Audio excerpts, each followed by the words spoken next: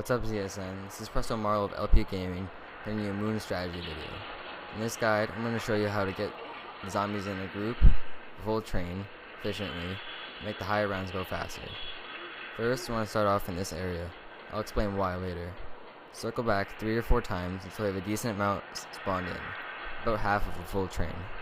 Next, you want to slowly make your way over to the transition area in the middle of the biodome. So here you can see me grouping the zombies up. You don't want a lot in, because then you could get cut off. You just want a decent amount of zombies spawned in. This is the transition area in the middle. That's what I call it anyway, because I'm transitioning to my main spot. You'll see that in a second.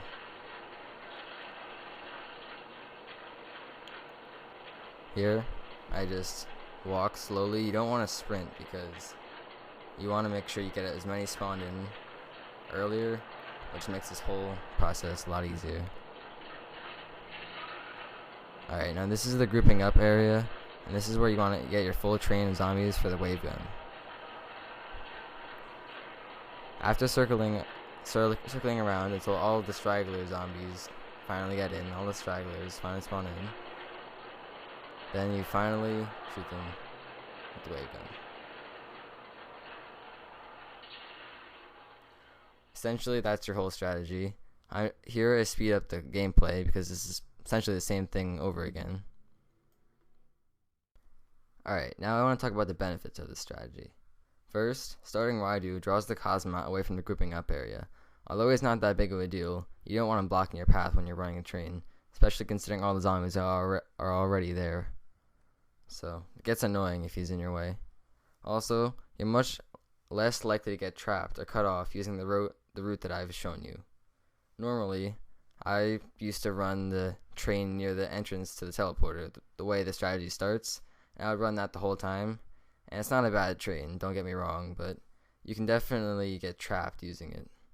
You can get cut off, or you can just have too many zombies in your way, and then maybe if you're reluctant to shoot the wave gun, let's say you try and conserve ammo or something, you just think, alright, I'll run through, but oftentimes that can screw you over. In terms of time, my strategy is more efficient for high round gameplay, since you can get the zombies in a full train faster than other strategies. Especially something like running the middle of the biodome, although that's just as easy, I'd say.